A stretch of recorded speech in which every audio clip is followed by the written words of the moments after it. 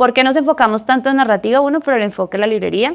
Y lo segundo, particularmente, y es, Colombia es uno de los países más extraños dentro de Latinoamérica en cuanto a la literatura, en cuanto a los libros que se venden, por así decirlo. Nosotros somos el único país de la región en donde no ficción es más vendido, lo que se conoce como autoayuda o desarrollo personal.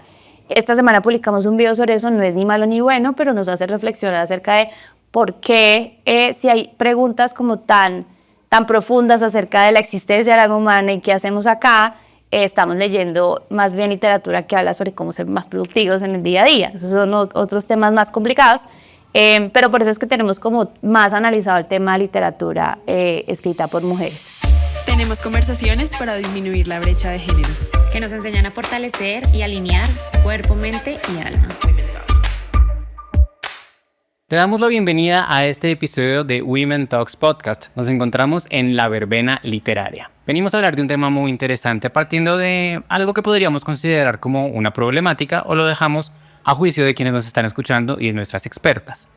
Resulta que, por ejemplo, solo 16 de los 112 premios Nobel de literatura han sido entregados a mujeres y solo 4 de los 41 de los 41 premios Cervantes han sido entregados a mujeres. ¿Por qué será?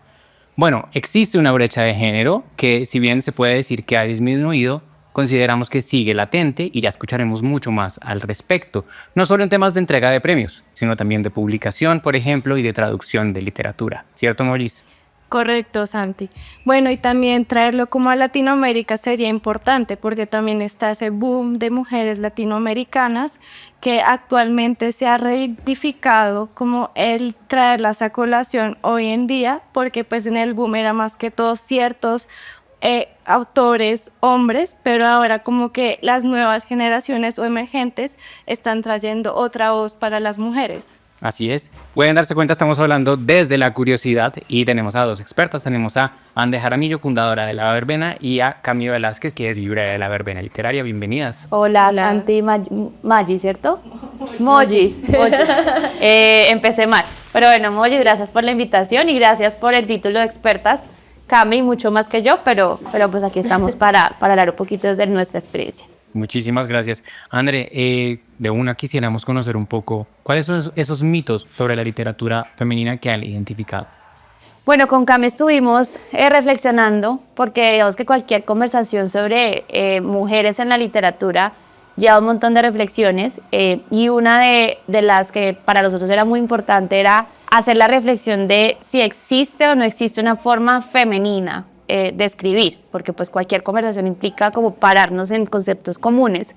Y un concepto común es eso, o sea, solo por ser mujeres ya tenemos una forma específica de escribir o hace que los lectores nos lean de una manera. Entonces, digamos que durante la conversación nos parece importante tener en cuenta que para nosotros literatura escrita por mujeres es todo lo escrito por personas que se identifican como mujeres, ¿listo?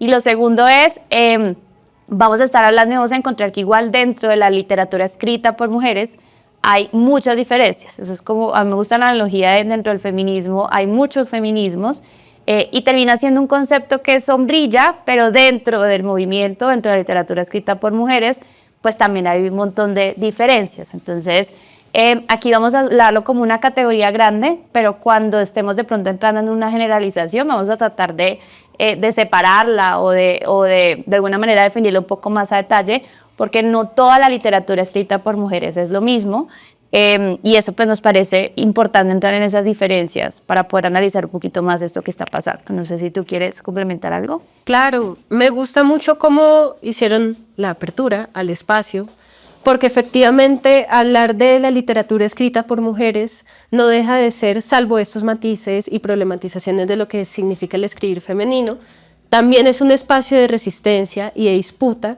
dentro de lo que llaman el canon literario.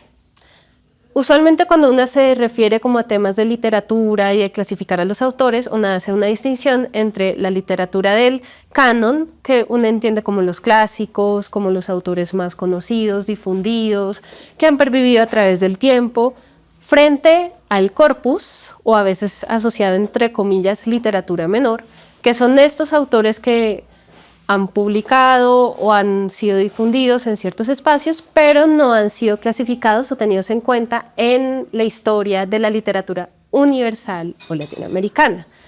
Con eso quiero agregar que en muchas ocasiones, a lo largo de la literatura latinoamericana, aplica sobre todo esta cuestión del canon en donde las mujeres han sido rezagadas y no siempre han sido tenidas en cuenta en sus producciones para la historia de la literatura. Entonces, ¿eso con qué legado nos deja y cómo nos invita también a pensar este auge de mujeres escritoras y que a pesar de ser todavía un espacio de disputa, hoy nos encontramos con un panorama en donde en muchas ocasiones estas mujeres están accediendo a otros espacios de publicación, a mayor circulación e incluso a lectores que llegan a espacios como La Verbena preguntándose abiertamente: quiero leer a más mujeres escritoras. Y todo eso también responde a distintos fenómenos sociales, pero vamos a seguir indagando. En su experiencia, ¿por qué creen que han sido esas mujeres excluidas de ese canon? Por un lado, creo que hay que tener en cuenta que en distintos momentos, esto va a ser una generalidad, obviamente hay que tener en cuenta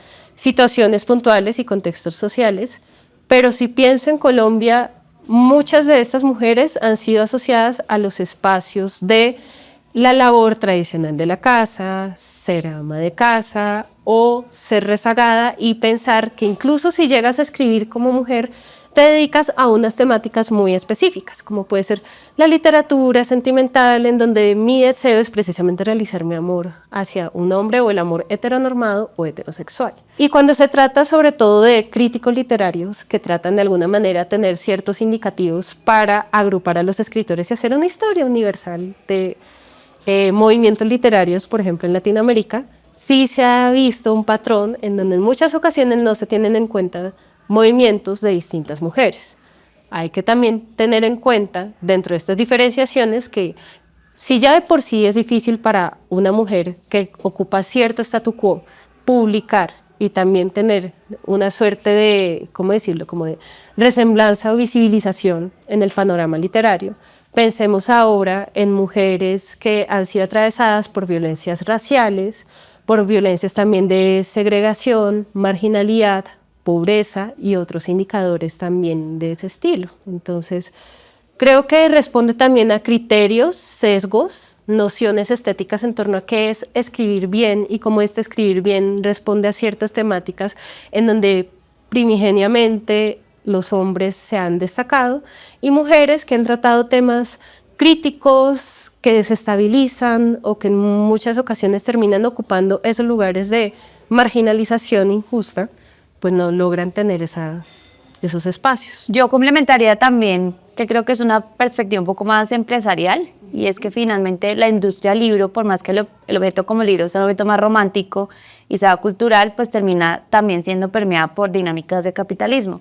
Es decir, se publica lo que se vende. Y si lo que más se vende eran autores masculinos, pues lo que más van a publicar las editoriales son autores masculinos. ¿Y por qué se venden más autores masculinos? Pues porque las mujeres llevan mucho tiempo sin ser visibilizadas, que es pues parte de estas conversaciones. Sabemos que, por ejemplo, lo hablaba ahorita conectando con el primer mito, es toda la literatura escrita por mujeres, que no es lo mismo, pero sí hay que hablar de eso, porque igual eso visibiliza lo que está pasando, quienes están haciendo cosas distintas, quienes entran dentro del canon, igual es importante. Entonces, sí creo que es un tema de industria, es oferta y demanda. Y el hecho de que hoy en día haya tantas cosas que hagan que las autoras, pues mujeres, se vean, se conozcan, etcétera, quiere decir que hay más gente dispuesta a leerlos, por lo tanto las editoriales tienen más voluntad para publicar y para comercializarlas. Puede ser un poco distinto a editoriales de nicho, editoriales independientes, que ya son proyectos culturales, o sea que muchas no necesariamente caen en las dinámicas de mercado, pues porque tienen estímulos y porque buscan particularmente impulsar unos objetivos culturales, pero si hablamos 100% de lo que es el comercio de los libros, pues se vende, o sea, se publica lo que se vende, entonces termina siendo un reflejo de la sociedad misma, por así decirlo. Cami decía algo que me parece importante, y es este auge hoy en día responde a otras luchas que se han dado. O sea, la lucha del feminismo, la lucha por los derechos, la lucha por tener una voz, por salir de la casa, termina teniendo triunfos hasta en este sector que es listo. Ahora tenemos mujeres que no solamente se dedican a la labor de cuidado con toda la dignidad y el respeto que eso tiene, pero tienen otros espacios donde pueden expresarse de otras maneras que no necesariamente eran reconocidos antes. Ok, en cuanto a tendencias o a temas, escucho mucho expresión. Entonces, literatura femenina es para expresar, es para luchar, pero según lo que me acabas de decir, no necesariamente. ¿Qué quisieran que podrían decirnos al respecto? En el sector del libro hay muchas tendencias, como pues si uno va a analizar, todas las dinámicas narrativas reflejan lo que esté pasando en la sociedad. Entonces, tenemos una lista gigante, con Cami pensábamos en cuáles queríamos nombrar, y yo creería que hay una que es muy importante, y es lo que son distopías, por ejemplo, y distopías ecológicas. Es una de las tendencias que estamos viendo. ¿Por qué? Porque una conversación importante en el mundo es qué vamos a hacer con un planeta que se está acabando, o unos recursos que estamos acabando, malgastando o derrochando.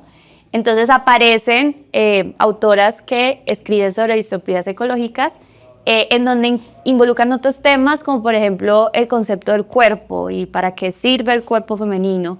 Y entonces eso lo conectan con historias de selvas, naturaleza, y hay un libro que igual ahorita podemos entrar a autoras específicas que se llama Cadáver Exquisito, que es un mundo en el que no se puede ya comer carne, y entonces, o sea, como que hay un montón de temas, entonces es una tendencia. La otra, que es difícil de nombrar, tú lo dijiste hoy, ¿Neogótico? Neogótico, que nosotros en la librería lo hablamos mucho como de gótico andino, terror gótico andino, que yo de este tema lo hablo un montón en todos lados, porque particularmente tengo una pasión, y es, yo no sé si la gente que vivió el boom latinoamericano de literatura era consciente que estaba viviendo el boom mientras el boom. Lo mismo siento que está pasando en este momento. Tenemos un terror gótico andino que no sabemos qué está pasando en este momento, entonces no quisiera que sea un género que se reconozca cuando ya las autoras se murieron, sino que está pasando ahora. Hay autoras latinoamericanas escribiendo, reflejando algo que me parece muy particular, y es, en Latinoamérica las mujeres no tenemos que inventarnos el terror porque lo vivimos todos los días, ¿sí? Entonces es un terror que se escribe desde un paseo millonario, en donde a una mujer la agarran en un taxi y demás, o una gallera, donde una niña crece en una gallera. Eso es algo que está sucediendo ahora y que de hecho tiene autoras en Argentina, en Ecuador, y esa tendencia particularmente a mí me apasiona mucho y en la librería nos gusta mucho. También es muy curioso, obviamente vamos a poner temáticas, pero una hipótesis que justo hablaba con Andrea es que no me parece tampoco fortuito que muchas de las mujeres que también están entrando en tendencia estén denunciando violencias institucionales, por ejemplo. Además, hablando un poco del gótico andino, el terror que produce es también estas situaciones de violencia exacerbada que se sienten tan reales, tan verosímiles, como esto es estar en Latinoamérica, esto es salir a la calle, o este es el terror que vive una mujer saliendo en una calle a oscuras, a altas horas de la noche. Todas esas son cosas verosímiles o posibles que pueden ocurrir en el día a día. Y dentro de esas preocupaciones, las distopías, la pregunta también por la memoria, a mí no me parece fortuito, por ejemplo. Que esa sería otra tendencia, ¿cierto? Como memoria y... sí, memorias y territorios. Entonces hay mujeres que, por ejemplo, hacen ejercicios de literatura o bueno, de narrativa, también de poesía, en donde se preguntan sobre sus herencias familiares. Entonces hay un libro que nos gusta mucho recomendar, que es de Natalia Livinova, de Luciérnaga, que es una poeta que yo amo mucho, y ella ganó el premio Lumen de novela, y lo que hace básicamente es visitar toda esta herencia de mujeres, además viviendo directamente en este periodo de la caída de la Unión Soviética, y cuáles son los legados que, digamos, heredan poco a poco cada una de las mujeres de la familia hasta ella. Y ella, como Natalia Livinova, también es un personaje. Entonces, ¿qué significa preguntarse por este pasado y mirarlo críticamente? ¿Cuál es nuestro lugar, digamos, en el mundo? Pienso también en otra, ¿cómo decirlo? Como en otra tendencia. No quiero necesariamente enfocarla en literatura queer, porque no todas las escritoras se identifican con la literatura queer, estilo Camila Sosa, pero sí de amores disidentes o también contradictoriales, por poner un término. Digamos, ahí podrías explicar qué es la literatura queer, de pronto para las personas que no sabemos qué es. Claro, el queer, o bueno, la literatura queer también es como un término sombrilla, me gustó mucho la imagen, para abarcar distintas experiencias de narrativas LGBT, pero incluso aquellas personas que no se identifican LGBT, pero son disidencias de género en materia de cómo se identifican, pero también disidencias sexuales en torno a sus orientaciones al momento de amar a alguien. Sería como lo no heteronormativo, por así decirlo, que es difícil y probablemente alguien puede comentar en el podcast que para este término significa otra cosa. Es muy difícil porque son términos que se van resignificando, pero sería todo lo no heteronormativo en cuanto a identidad propia, en cuanto a qué amo o qué me atrae, y eso cómo se refleja en la escritura. Percibo dos como hallazgos de lo que escucho y quiero confirmarlos. Entonces, uno es, siento que la mayoría de las tendencias están muy relacionadas con historias o narrativas, pero ustedes me corregirán, no he escuchado mucho de lo que llaman no ficción o como teoría, ¿saben? Ese tipo de literatura no me la han mencionado. Esa es una de las hipótesis que tengo y quisiera indagar al respecto.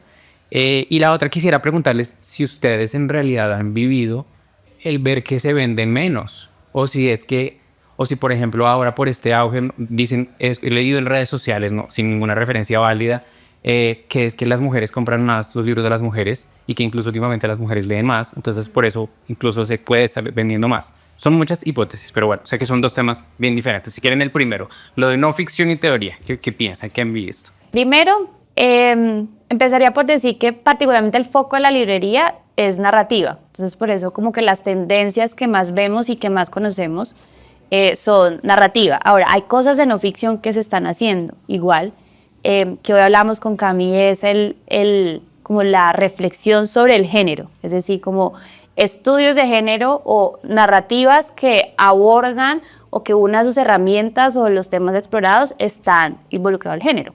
Eso está pasando, o sea, igual hay, digamos que históricamente las mujeres hemos estado hablando y conversando sobre nuestro rol en el mundo y cómo, pese a no ser minoría, tenemos problemas de minoría y discriminación y desigualdades, o sea, hay gente escribiendo sobre género.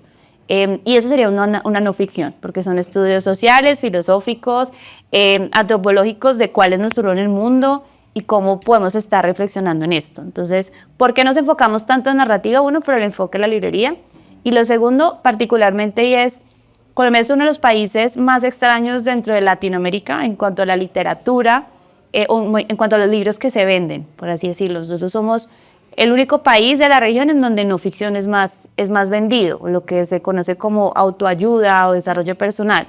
Esta semana publicamos un video sobre eso, no es ni malo ni bueno, pero nos hace reflexionar acerca de por qué, si hay preguntas como tan profundas acerca de la existencia del alma humana y qué hacemos acá, estamos leyendo más bien literatura que habla sobre cómo ser más productivos en el día a día. Esos son otros temas más complicados, pero por eso es que tenemos como más analizado el tema de literatura escrita por mujeres. Igual sí podríamos dejar ciertas preguntas abiertas de la mano con lo que haces, y es que algo que, por ejemplo, este es desde mi hacer librero experiencial, faltaría como indagar un poco más, y es que muchos de los libros que se enfocan en temas de negocios se publicitan principalmente son escritos por hombres. Valdría la pena preguntarse cuáles son, digamos, esas otras alternativas de mujeres que también están publicando desde esos lugares. Las tendencias ahorita preponderantes, sobre todo en escritura escrita por mujeres, valga la redundancia, va ligada sobre todo a movimientos literarios, narrativos, poéticos, pero desde la no ficción valdría preguntarse desde ese estilo. Sé, por ejemplo, que en casos como en periodismo, por ejemplo, hay representantes como Leila Guerriero, que es una escritora increíble para temas de crónica, tiene una novela que se llama La Llamada, que si no la han leído la tienen que leer porque también retrata muchos hechos sociales de una forma literaria, poética, pero también desde un posicionamiento de qué significa los regímenes postdictatoriales. Entonces, vale la pena mirar cada uno de los casos, pero creo que en este sentido todavía valdría preguntarse aquellas mujeres que, por ejemplo, escriben en bienestar o que escriben en escenarios de historia, qué tanto venden, por un lado, y qué tanto tienen ciertos espacios a diferencia de las tendencias de las mujeres escritoras.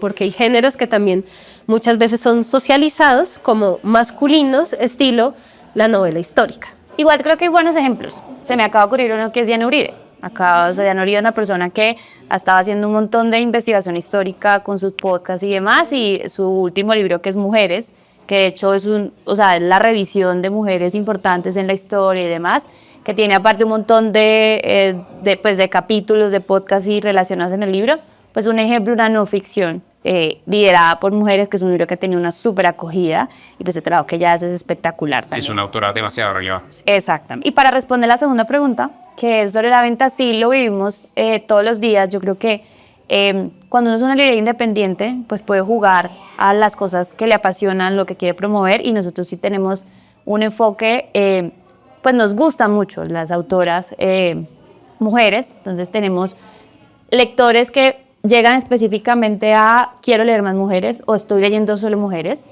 Tenemos lectores que llegan, quiero leer algo diferente, y nosotros, por dos cosas, por el enfoque de la librería y por el gusto del equipo de los libreros, pues recomendamos mujeres. Solo para darles una idea, del top 10 de libros vendidos desde febrero del año pasado, del top 10, 6 son escritos por mujeres, y el top 20, 13 son escritos por mujeres. Entonces ya tenemos un gusto como librería, como proyecto hacia escritoras, porque toda esta reflexión acerca de los temas sociales seguramente sucede en hombres, pero lo hemos visto más reflejado en lo que están escribiendo las mujeres en este momento. Y yo diría que ya un tercero, y es la curiosidad. O sea, la gente que llega de pronto preguntando un libro específico de hombre o de algo que se quieren leer, termina teniendo una conversación con alguna persona del equipo y termina llegando eventualmente a alguno de estos libros. Hay otro detalle que creo que no habíamos mencionado cuando estábamos preparando también esto, y es que son lectores muy intergeneracionales, y eso también vale la pena decir, porque por ejemplo, si nos vamos a recomendaciones infantiles, hay representantes como Valentina Toro, representantes locales, que también terminan teniendo protagonismo dentro de géneros como la literatura infantil. Nos encontramos también con lectoras jóvenes que tienen un interés en conocer más mujeres, o que buscan literatura distinta, o que quieren leer, digamos, novedades de ese estilo. Así como también hemos tenido espacios como Horas del Cuento con adultos mayores, que en muchas ocasiones son también muchas mujeres adultas mayores que se preguntan, bueno, pero ¿qué es lo que se está escribiendo ahorita? Y se construyen también diálogos en torno también a realidades sociales en donde no solo las violencias de género, sino también las experiencias de distintas mujeres confluyen, y hay diálogos entre estas autoras contemporáneas y estas mujeres que también han vivido distintos tiempos y cómo se dan estos encuentros. Y yo igual creo que es importante aprovechar como lo que acaba de decir Cami, es como irnos con autoras que queremos que se llenen la cabeza. Digamos que hicimos división en 3, están como lo que se conoce como las clásicas. Entonces, la que yo defiendo como con todo es Marve Moreno. Ella de alguna manera se ha puesto de moda y me encanta, y pienso seguir contribuyendo. Es una autora colombiana que se murió sin que casi que nadie la conociera, y sin el reconocimiento, y realmente es un reconocimiento muy tardío, hasta hace muy pocos años empezó a sonar. Ella tiene 2 libros, a mí el que más me gusta, pues como más conocidos, a mí el que más me gusta es En diciembre llegaban las brisas, que complejiza un montón las dinámicas de machismo en una clase alta en Barranquilla. Es espectacular, y de hecho pues ese tipo de ejemplos de reconocimiento tardío, porque ella hizo parte del grupo de Barranquilla, que es este grupo en donde se sentaba García Márquez, Obregón, etcétera, pero no lo menciona en ningún lado. Entonces sería como una de las clásicas. Yo creo que Alba Lucía Ángel, que la vendemos acá, estaba La pájara pinta sentada en el verde limón.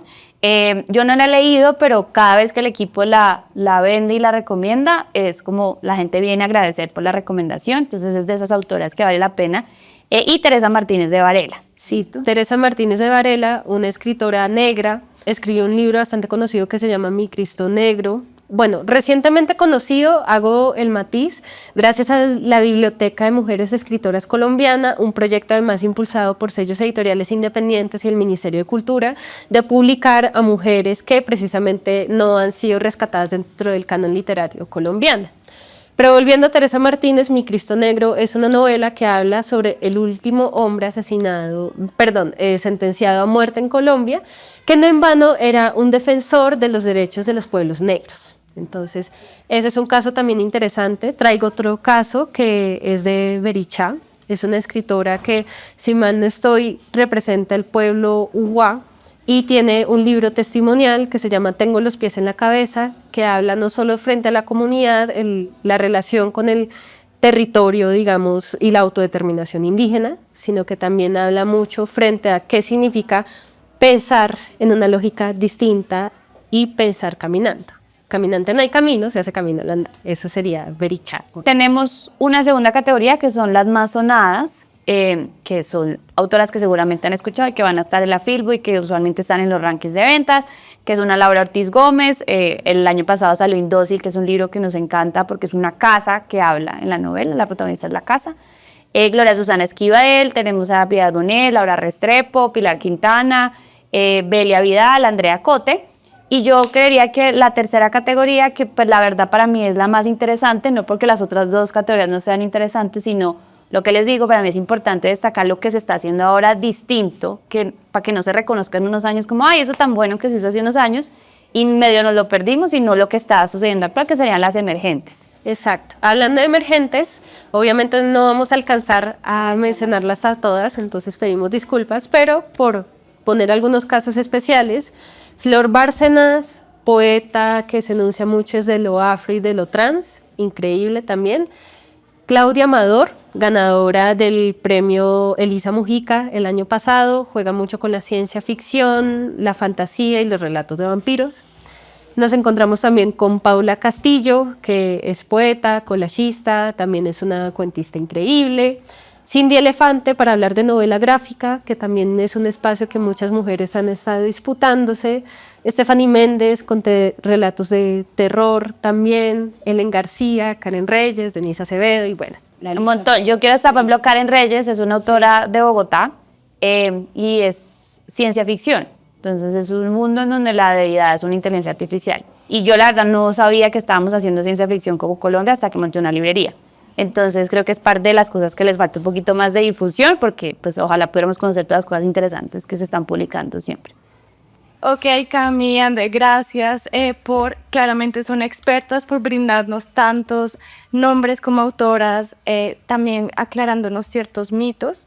Personalmente me gusta mucho que esté este espacio para recomendar, entonces invito a las personas que no sepan qué leer y que estén interesados en toda la literatura de las mujeres que vengan aquí a la verbena y les pregunten a ellas como en función del género que les gusta o qué clásicas o de pronto autoras emergentes se conectan o con qué temas les gusta más. Creo que aquí es un buen espacio donde pueden encontrar un buen libro y muchas gracias a todos por esta participación. Muchas gracias por su labor visibilizando la literatura escrita por mujeres y a las personas que nos escucharon en este episodio de Women Talks Podcast, emojis, a la verbena y nos vemos en la próxima. Chao, chao. Gracias. Gracias. Bye.